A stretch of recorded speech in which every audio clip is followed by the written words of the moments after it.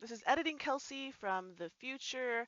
I just wanted to make it clear because it's a little bit unclear while we're talking that Mr. Klee Benally had passed away. So that's what is being discussed at the beginning of this episode. Also, this episode was recorded in 2024 near the end of October, kind of middle end of October after the Western Navajo Fair. So that's just some context for this episode. And we had a really long conversation before this end bit because of how long it took to getting editing and everything that came up from the recording until now. Some information has been mute or obsolete or has changed drastically. So if you check out our shorts, there are a lot of snippets that I think were great highlights from that conversation about the hauling of uranium. I think I kind of want to segue into this book before we run out of time. So we have less than 15 minutes, but I wanted to take this last moment here to share this book here. It's called No Spiritual Surrender, Indigenous Anarchy in Defense of the Sacred. And it was written by Klee Benally. He was Benally, and he was an anarchist, and he did not believe in relying on the government to work for us. And his words, though, they speak so true, and I think some people try to write off anarchists all the time, but I feel like they hold a type of clarity that some of us might not have because we have bias if we're tied to a specific party or if we're committed to a certain arm of the government, or say we benefited from it in one way or another. So I pulled from this book, there's a section called Spiritual War, and it's in chapter 2, Napke, Defending the Sacred. So on page 41, it reads, U.S. policies towards Indigenous people have been a systematic process of physical, social, and spiritual annihilation. These policies are rooted in mass racial and gendered religious violence as a genocidal spreading of civilization through these lands, starting in 1492 and continuing to this day. On page 48, it reads, from the forced assimilation strategy of kill the Indian and save the man in boarding schools to the tactics of language prohibition, denial of histories, land theft and enclosure, disruption and criminalization of ceremony, to the desecration of sacred places, the legacy of white supremacist settlers and resource colonialism has been perpetuated in the systemic destruction of Indigenous lifeways across the entire hemisphere in the form of a sustained policy and practice of ecological and cultural genocide. And that language there, I think, is so important because that's what we're talking about. It's the root of these issues, and I think that's what I meant by that clarity that kind of cuts right through like a knife, like a hot knife through butter. This is really what it comes down to. Page 61 reads, the legal objectification of sacred sites is an act of desecration with impositions of the right of nature. The sacred is not liberated. It is enclosed as a legal subject within the boundaries of colonial society. It is subordinating the sacred to rights to be litigated in the courts of the colonizers. Nature does not exist in accordance to civil authority, so why should it be constrained within its laws? So the question being that this goes back to Dinepa Behezani, it goes back to fundamental law. What is right? What decisions do we have to make that are not going to harm our people, our land, or destroy our culture? It's not going to eliminate our histories. It's not going to eradicate who we are as a people and what our rights are as people. It's not going to take away our language. It's not going to disrupt or criminalize our ceremonies, because all of this impacts that. This issue, it goes so deep. You know what I mean? And it leads to some of these bigger, larger issues, but the thing is they're all connected. And that's kind of what that's why I wanted to bring this to the table. And I wanted to, honor my relative, her putting such time and heart into this publication. And this publication is out there for us all. And it's not, like I said, going to tell you what to think. It's going to tell you what to think about, because it walks you through an entire history of why things are the way they are right now, how we got to this point. And so reading it will definitely benefit you or us as people, and it'll give us the information we need to engage in these larger conversations. Because what we don't know is, the less we know and the less language we have to talk about this, it puts us at a disadvantage, because on the other side, they're educating themselves, they're arming themselves, they're preparing for a battle, and so we need to do the same. Mm-hmm. So that's all. I just wanted to share that, urge people, and pass it back to Leona. And I'm sure you have thoughts you want to contribute to this, and maybe you can kind of close us out. It's been really hard for me to read the book. Mm-hmm. I think a lot of things this year, it's been pretty challenging, and we had a lot of shifts and changes, and so I think when I finally am in a good place, I'm gonna cruise through that book. And I honestly, I haven't read it. I can't bring myself. It's hard. I can't bring myself. I cry. I do. But I'm happy you brought it here, and I think we need to. I think a lot of us are still, we're really grappling with, what happened and all of these things, and then all of a sudden the mind started. Yeah. And then we're just, working. It's like salt in the wound, though. That's what I felt like, because like the loss was so great. It's like I could feel the void. I think maybe for me, I've lost people where I think that's why I became an organizer. Mm-hmm. I had a really big loss in my life, my personal life, 2002. Mm-hmm. And that was the year I started doing organizing. Mm-hmm. And I was the president for Kiva Club in Mm-hmm. Albuquerque. At UNM, we started the Kiva Club again, and I was the president for 3 years. Just busy. Mm-hmm. So I think that's how I dealt with it, was to just throw myself into politics and Mm-hmm. into the work I was doing. I was a student organizer back then. Yeah. After college, I learned about uranium. And so it's definitely not something I'm happy about to be fighting the mine. But I think it actually helped me to kind of, there's that immense absence. But in doing this work, we're doing it. It's the work I've been doing. I've been doing uranium, fighting uranium and nuclear stuff for a long time. So we're just, we're continuing the work. But I think a lot of people came in to help volunteer for Hull now. Mm-hmm. A lot of people gave donations. Thank you, everyone who donated. We really, really appreciate and need that kind of support. But it's not really about, the money or, even the media and stuff. I think when it really comes down to it, it is doing what, your spiritual fight, whatever it is. I fight uranium and nuclear. Other people are doing MMIR. I focus a lot on the extractive resource colonization. Yeah. Right now, Navajo Nation is mining lithium on our neighbor's sacred land. We cannot have that.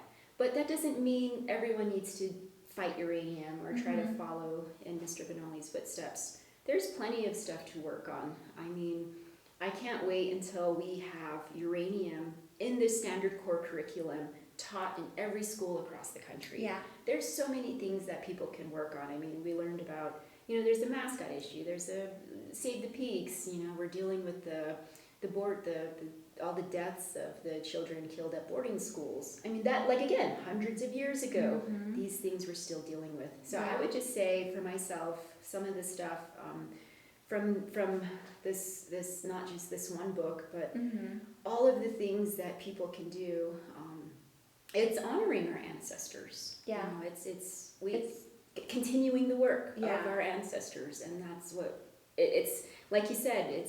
We can stop these things, but we have to be adamant. We have to demand it, and use our voices. Mm-hmm. And so I'm fighting uranium. That's kind of been my thing for a long time, but that doesn't have to be everybody's thing. Yeah. I think people, they can shine in filmmaking and podcasts and things that everybody does. Everyone has a way to contribute, and I think it's beautiful. But yeah, I think the thing is, don't stop. Don't let this get you down. Use it as fuel to keep going and doing, making beautiful things in the world, because we need to combat all of that evil.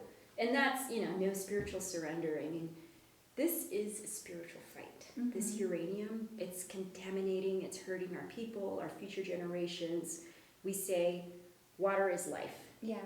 And we need to stop giving life to nuclear. Yeah, you're right. And I just want to commend you and thank you for all the work you're doing, because it's so important, it's so meaningful, and you're in a position where you're leading, and for those of us who are going to follow, we need to know what our marching orders are from you. You know what I mean? Seriously, you have leaders and you have followers, and you can't have, not everybody is equipped to lead or chosen to lead or willing to step up into that. And I do always commend those that are. And we all choose the venue or the arena that we're gonna fight in.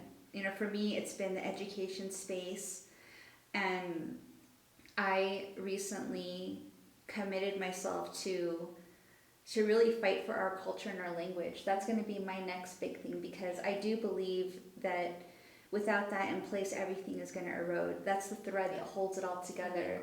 And so, I was at a meeting I shared with you, and one of the Hatathi that was there, the president of the Dinna Hatathi Association, was there, and he said, we have all these movements where people are organizing, coming together, fighting for a cause that's meaningful to them, whether it's water or against uranium or against helium or against whatever big cause that reaches them and impacts them. They're coming together, they're fighting, they're organizing, they're making signs, they're marching, they're on TikTok, you know what I mean?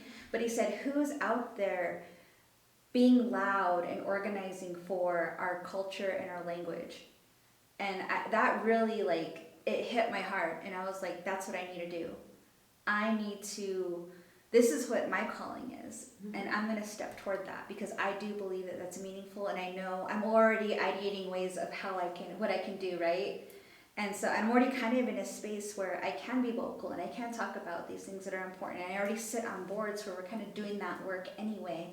And so that's what I'm going to commit my life to. And, before, my life's work was in, energy, clean, renewable energy development. And that's kind of opened the doors for me to meet a lot of really great people, work with amazing people, fight for good causes, educate. But it's starting to evolve, And so, but it all falls in line with what my mission is. And I want to step up and help. And it really goes back to having a life of value, right? And doing work that you believe in. Yeah, there's so many things to do. I think a lot of us say, we didn't choose this. Who wants to be going to nuclear sites? Who wants to fight these? Go to expose yourself to radiation. Yeah. Nobody wants that. So I know a lot of people say, I didn't choose this fight. This fight chose me. Yeah. But then you choose your arena. You choose your how you use your agency. I'm kind of getting older, and I'm in this old school camp of write letters to the governor. Yeah. Write letters to the powers that be, and tell them we need the supplemental EIS. We need this. We need that. Not a lot of people want to write letters. Yeah. But for me, I'm we need to write grants. We need to seek out funding. We need to, you know what I mean? There's other things you can do. We need marketing. Videos. Come on, people. We need a marketing campaign.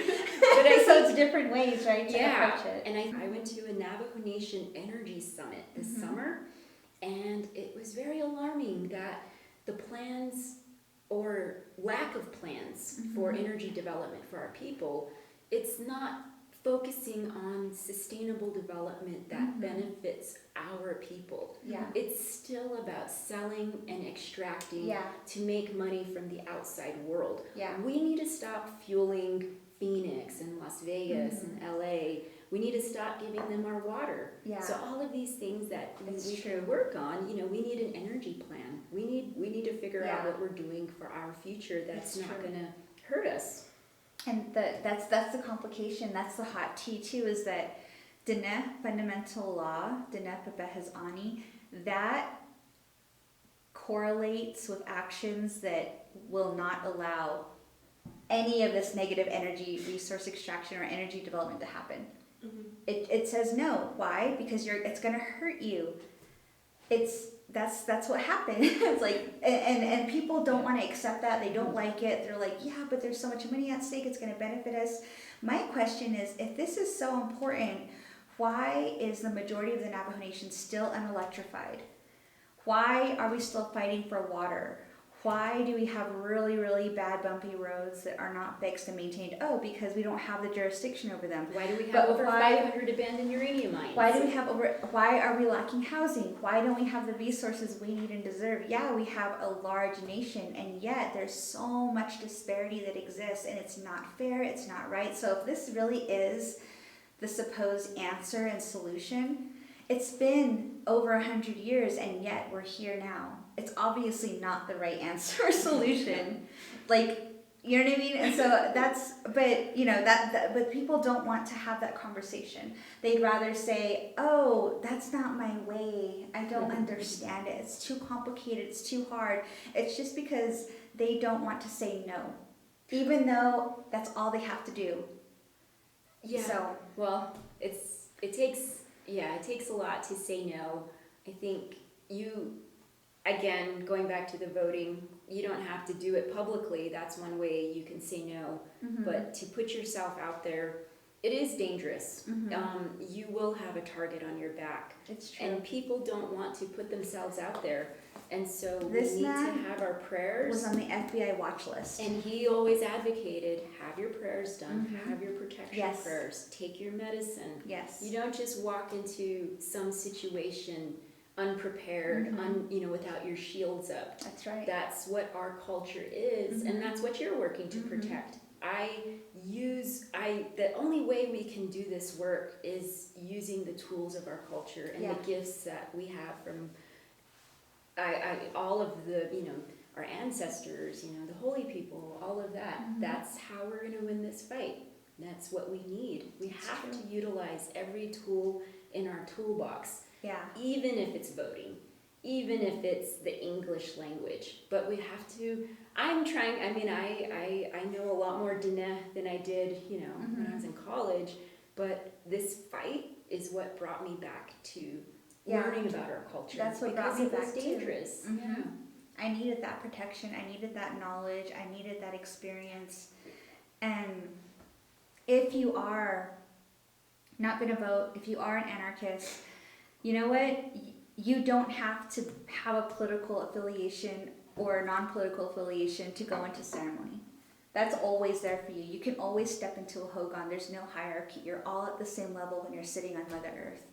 There's no law that says you can't pray.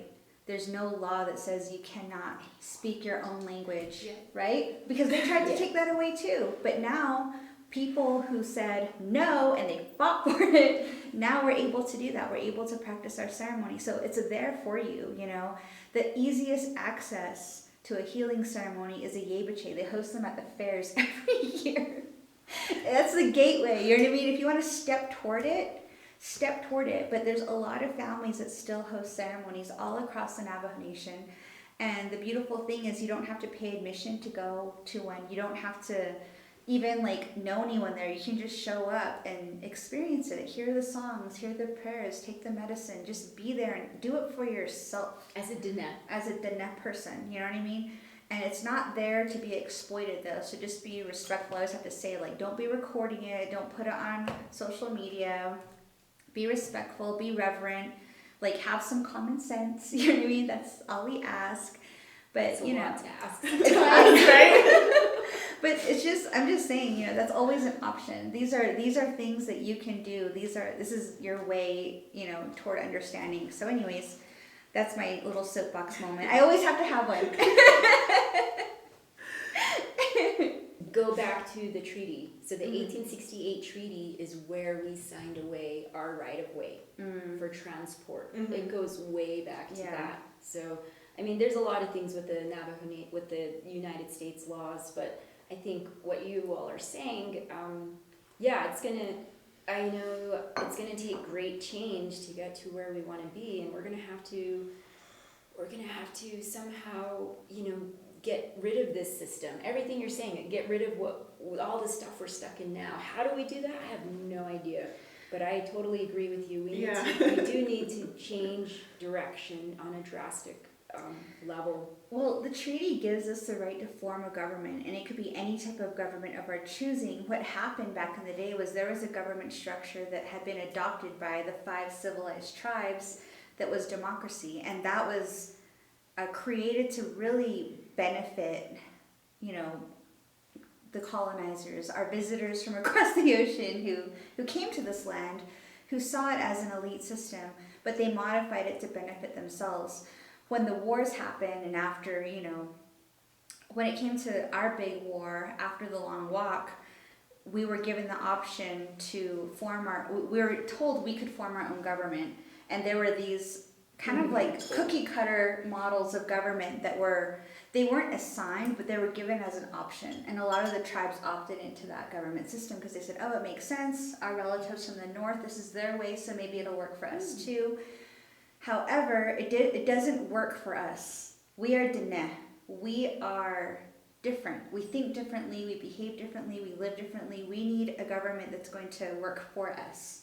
The way we think, the way we believe, the way we operate, because we are unique and we also have the ability to do this. It's just we have to decide to do it and then actually follow through. So that's what I'm hoping.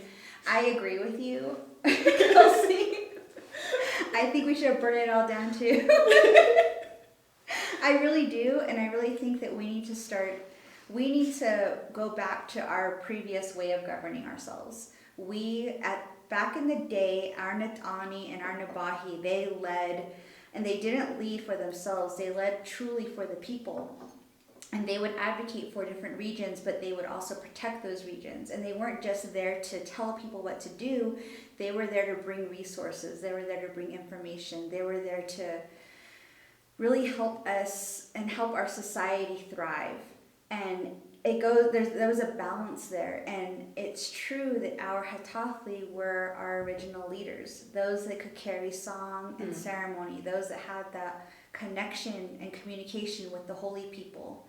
So it wasn't man-made laws that were dictating, it was the Nehbabehazani, it was from the holy people.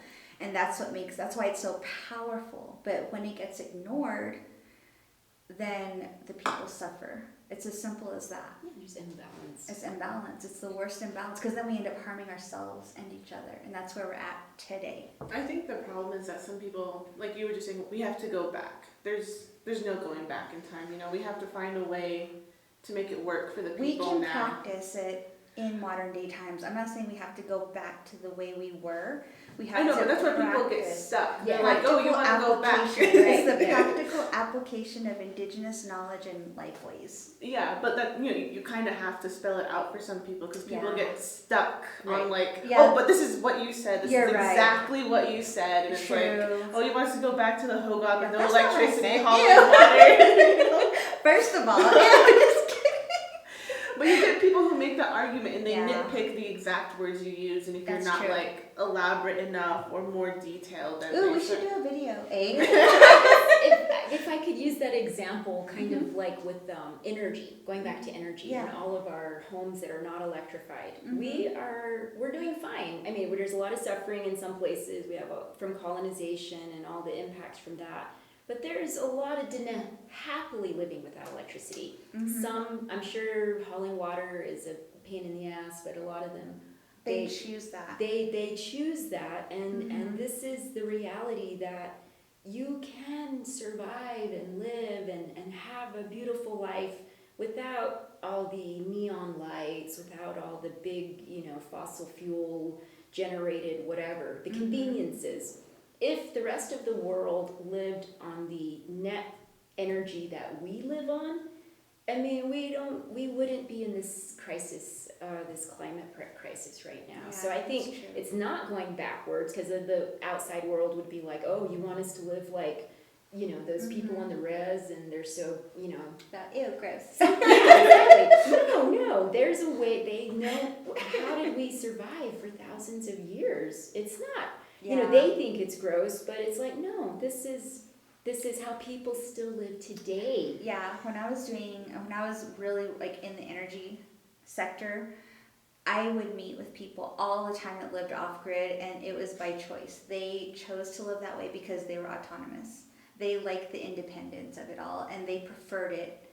They liked to be able to be connected to their environment, because they would say that when you start to get distracted by conveniences, it pulls you away from who you truly are.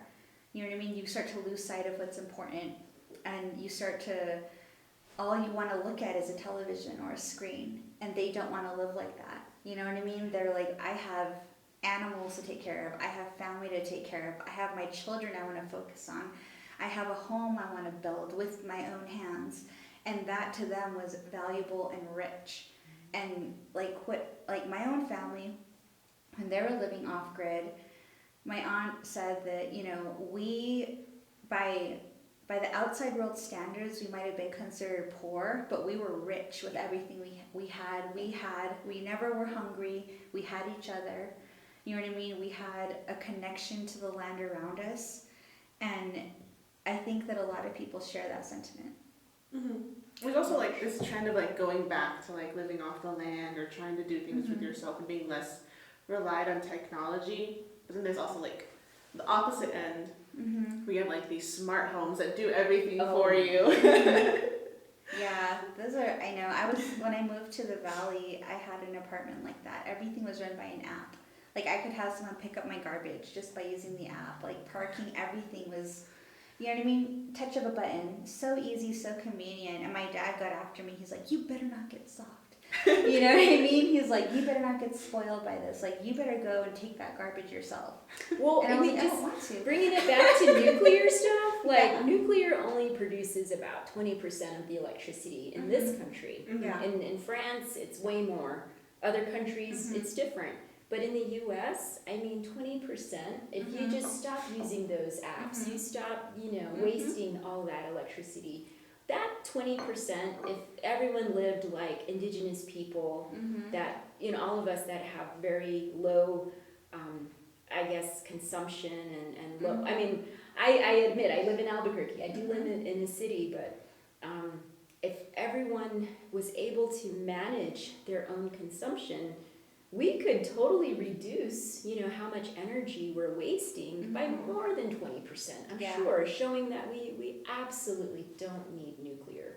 But I think that's not going back in time, but like you said, applying our the ways that we survived here for millennia, and how do we apply that to this modern world? I mean, prayer, culture, all of that is part of it, but I think we really need to get real about, I don't believe there is a just transition.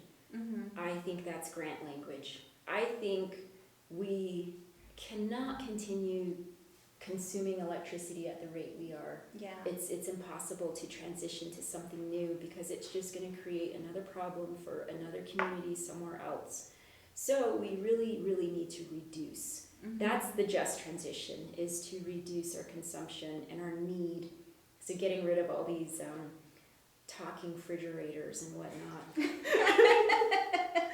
Alright, well, I think we're running out of time. I think, And I just want to talk about the building we're in right now. It's called the CCA Creative Flagstaff Arts. They're run by a grant through the city. And this year is their 100th year anniversary, so the images on the wall behind us is some of their displays from when they were getting started. And we're allowed to film here. They have really great art. You can come in. It's in Flagstaff, just behind the Pioneer Museum.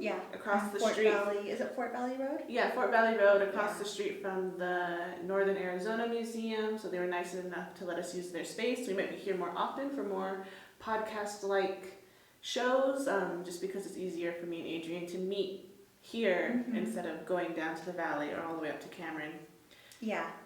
Yeah, And we've actually, hell no, I think we did have an event here a while Yeah, back. they have your stickers. The Coconino Center for the Arts, Yes. like back in, I think, 2018. Yeah. We've had several uranium meetings Mhm. here, they've had exhibits, so that's pretty cool. They're really good yeah, and they're people. celebrating their 100-year anniversary. So They're really good people. They're really nice. Yes, I like working. Yeah, my thank you, brother works with CCA. them. Yes, thank you. yeah, for the thank you. We nice. appreciate it. All right, so I guess that's everything. Yeah. All the links will be below. Awesome. All right, Cool. yeah. Well, thank you, Leona. We Thank you, appreciate this Adrienne. conversation. Thank you, Yes, Kelsey. thanks. Oh, I just wanted to say I'm really awed by how you do this every day and you talk about it with everyone and all these different organizations. Because when I did the interview with you back in March, I was just completely depleted emotionally, and that's why it took so long to get those videos edited. Because like I hear it, we were talking about it, then I had to go back and listen to all the audio again, and I'm like, I can't do this right now. I gotta take a break. So it takes a lot of emotional strength to keep talking about these topics over and over again to make sure the people who need to hear them hear them, and the people who want to listen, it's a lot. I'm sorry. I think sometimes they do a presentation and the whole room looks like they want to cry. They're like, oh my God. Yeah. So we win. We win sometimes. We just stopped the world's largest radioactive waste dump in New Mexico, except it's going to the Supreme Court now. But we win. Yeah. We can stop stuff. We can say no. And so I need to remind people when I'm doing a sped presentation, Yeah. it is heavy. It is not. This uranium stuff is awful. Yeah. But we win. And it's Sometimes not we hopeless. win. Yeah. It's not hopeless. And with your help, with everybody's help, that's how we do it. We have to work together. Heck yeah, let's do it. All right, thanks guys. Bye. So yeah, thanks for watching this episode. Don't forget to like, share, subscribe, and don't forget to comment and add to the conversation. It's always nice to have the audience add more to this conversation, because obviously this topic is very heavy and affects a lot of people in a lot of different ways.